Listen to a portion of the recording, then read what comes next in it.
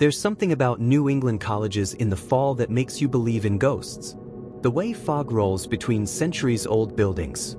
The whispered legends that echo through dormitory halls. The secrets buried beneath ivy-covered stones. But at Ashford University, a prestigious institution where senators' children rub shoulders with tech billionaires' heirs, the ghosts weren't just legend. They were being created. This is the story of the Orpheus Society. Officially, it was a philosophy club for elite students seeking deeper meaning. Unofficially, it was a death cult masquerading as enlightenment, led by a man who turned academic authority into absolute power over young, vulnerable minds. By the time the truth surfaced, 5 students were dead. 12 others would never be the same. And one shy freshman named Clara Reynolds would discover that sometimes, the only way to escape a nightmare is to drag it screaming into the light. This is their story. Clara Reynolds was exactly the kind of student Ashford University loved to showcase in their brochures. Valedictorian from a small Vermont town. First-generation college student on a full scholarship. The kind of girl who still wrote thank you notes by hand and called her grandmother every Sunday. She was also exactly the kind of student that Professor Malcolm Alden loved to recruit.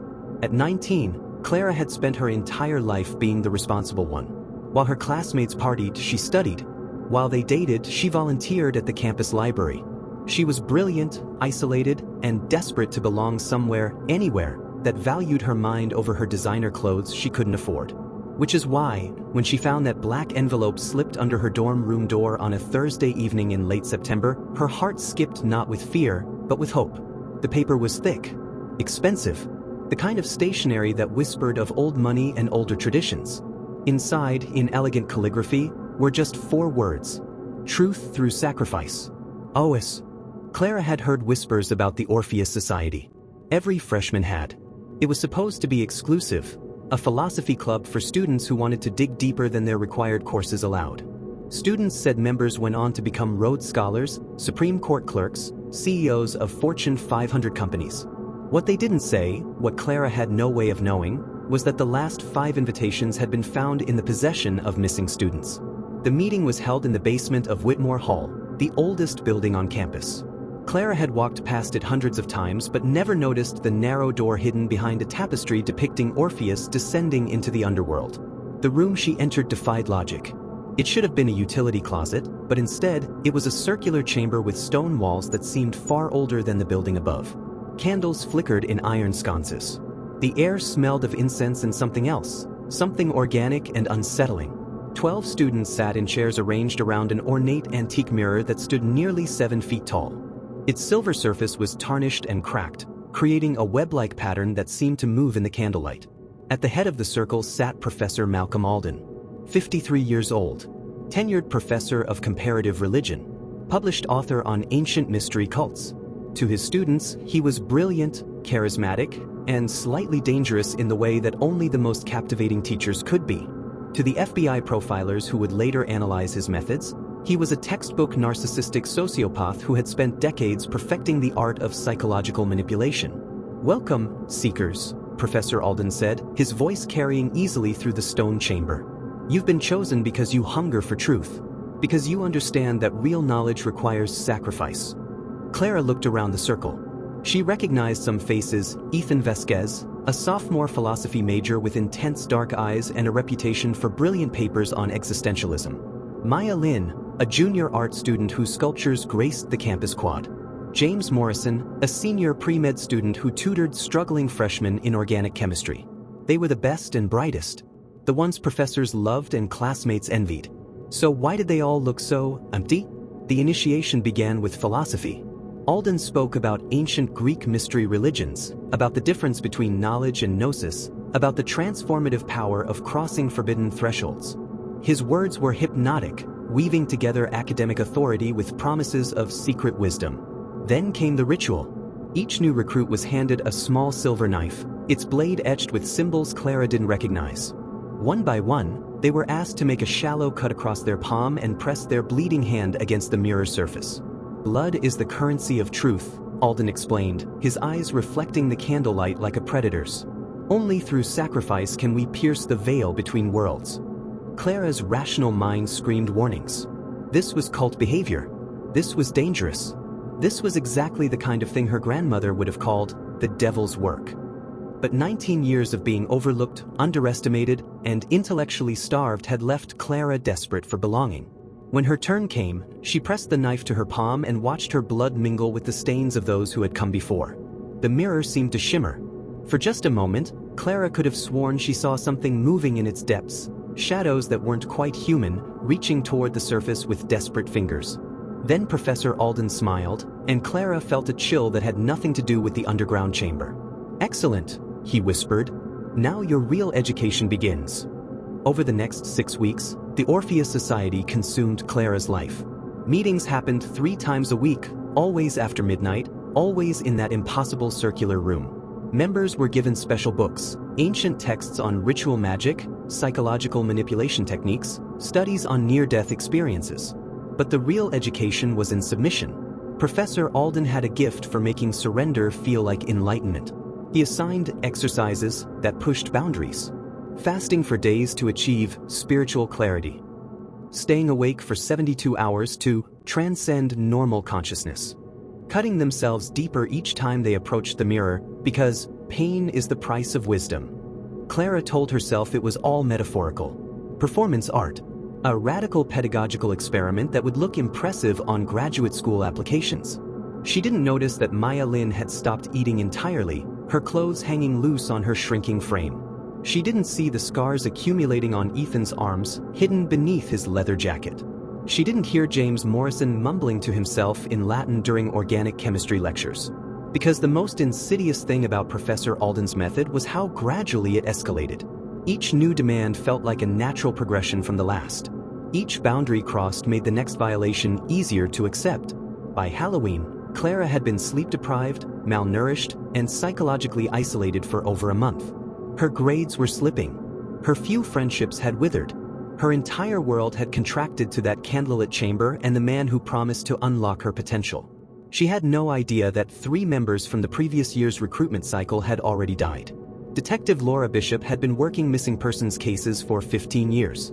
She knew the statistics. College students disappear all the time. Academic pressure, family problems, untreated mental health issues. Most turn up within 72 hours, embarrassed and apologetic. But Maya Lin had been missing for 11 days. Maya's roommate reported her gone on November 3rd. The last confirmed sighting was at the campus library, where security cameras showed her leaving through the main entrance at 11:47 p.m. on October 22nd.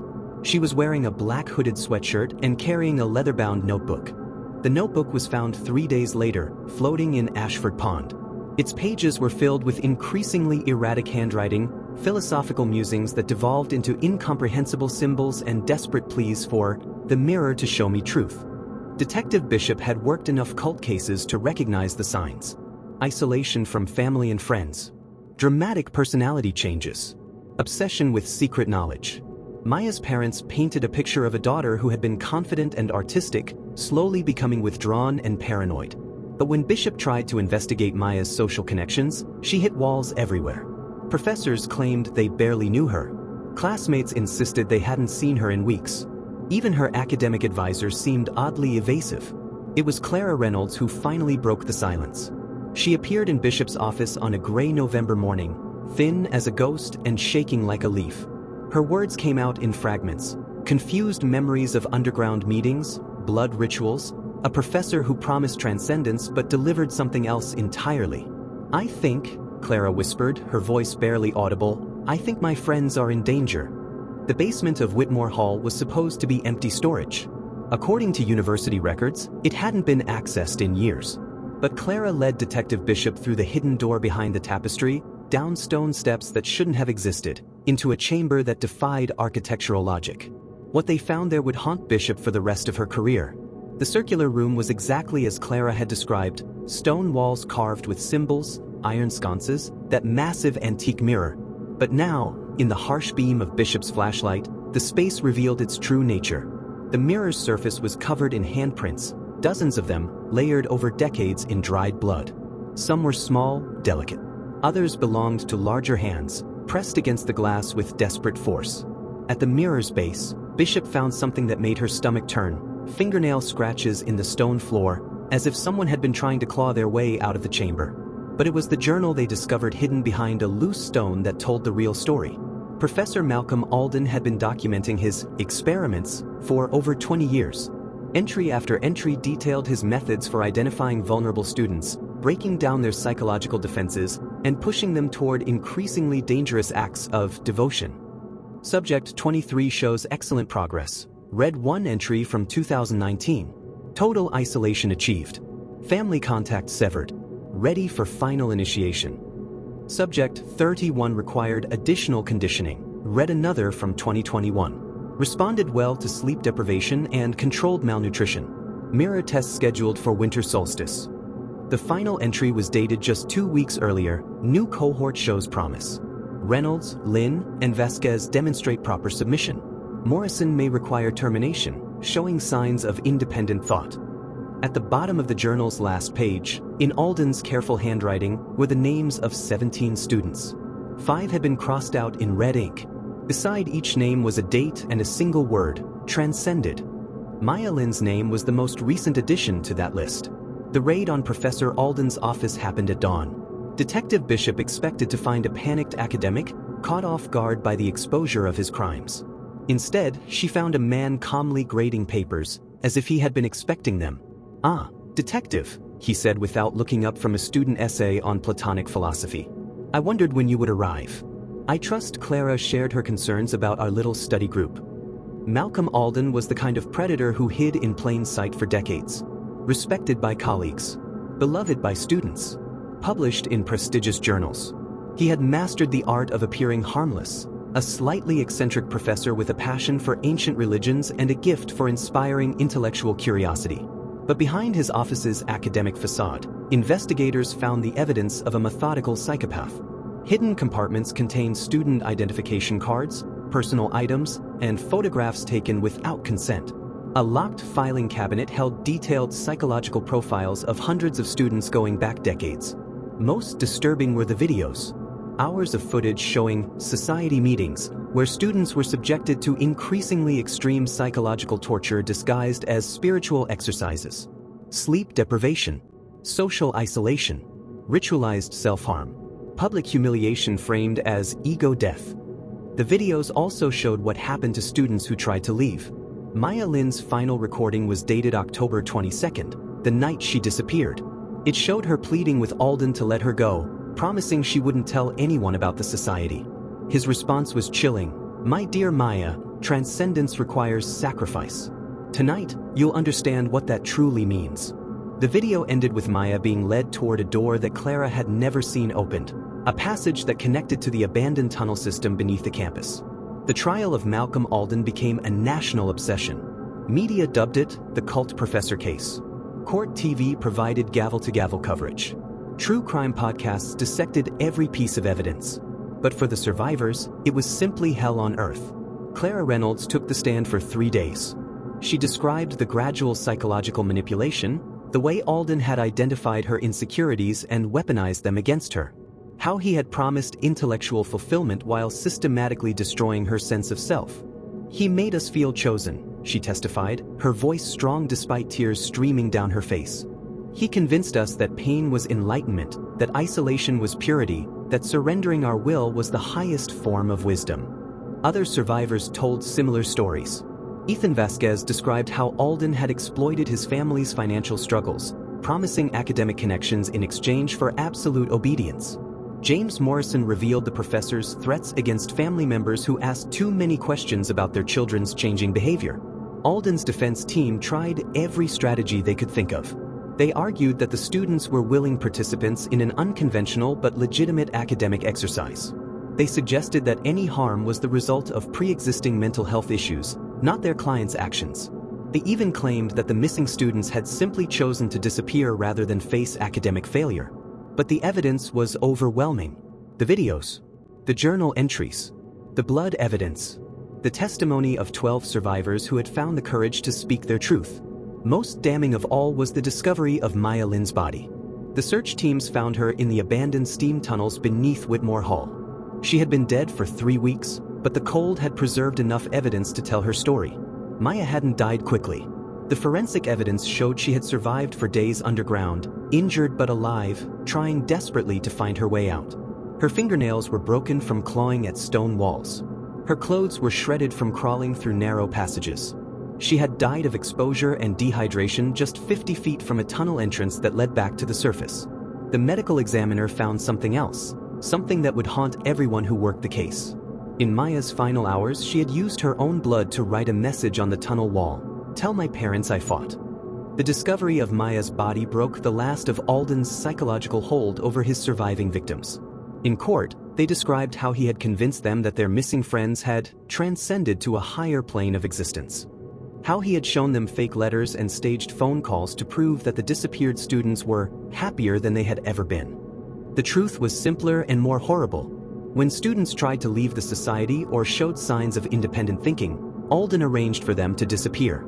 Some, like Maya, died accidentally during twisted, spiritual tests. Others were murdered outright when they threatened to expose the cult. 5 students dead, 12 others permanently traumatized. Dozens more who had been groomed but escaped before the final stages of Alden's program. All because one man had learned to weaponize trust, intellectual curiosity, and the universal human need to belong. Malcolm Alden was convicted on 5 counts of murder in the first degree, 12 counts of aggravated assault, 47 counts of psychological abuse, and conspiracy charges related to covering up his crimes. The judge sentenced him to life in prison without the possibility of parole, 5 consecutive life sentences to ensure he would never see freedom again. "You are a predator," Judge Patricia Chen told him during sentencing. "You used your position of trust and authority to manipulate vulnerable young people into your twisted fantasy of power and control. You destroyed lives, shattered families, and perverted the very concept of education. The court can only hope that your victims find some measure of peace in knowing you will never hurt anyone again." Alden showed no remorse. Even as he was led away in shackles, he maintained that his students had been willing participants in a legitimate spiritual journey. He insisted that their deaths were unfortunate accidents during advanced initiations. The civil lawsuits that followed dismantled not just Alden's life, but the institutional failures that had enabled him. Ashford University paid tens of millions in settlements. The board of trustees was forced to resign. New policies were implemented requiring psychological evaluations for all faculty members and mandatory reporting of suspicious student behavior.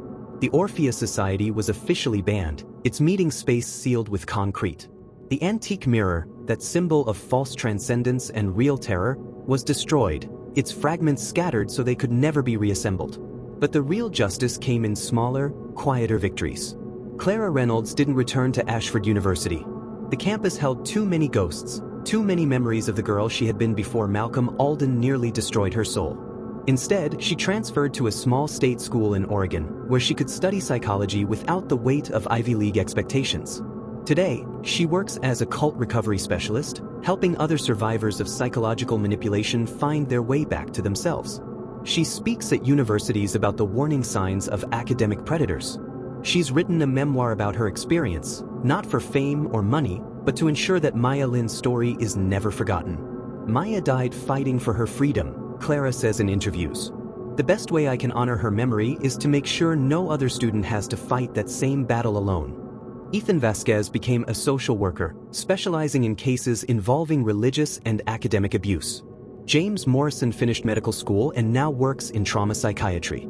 Each survivor found their own path to healing, but they all carried the same mission: to transform their pain into protection for others. The families of the 5 students who died established a foundation in their memory, the Maya Lin Center for Student Safety. It provides resources for college students who find themselves in dangerous situations, funds research into cultic abuse in academic settings, and trains administrators to recognize the warning signs of predatory behavior. Because the most important lesson of the Orpheus Society murders isn't about evil professors or vulnerable students. It's about the power of speaking truth, even when that truth is terrifying. About the courage it takes to walk away from belonging when belonging requires surrendering your soul. Voice becomes intimate, speaking directly to the audience. True crime stories often focus on the monster, the killer, the predator, the sociopath who destroys innocent lives. We analyze their methods, their psychology, their twisted motivations. But this story isn't really about Malcolm Alden. It's about the strength of young people who refuse to let evil win. It's about Clara Reynolds, who walked into a police station despite knowing it would destroy the life she had built, because saving others mattered more than protecting herself. It's about Maya Lin, who died fighting for freedom in a dark tunnel beneath the very institution that should have protected her. It's about survivors who transformed their trauma into triumph, who took the worst experience of their lives and used it to ensure no one else would have to endure the same horror.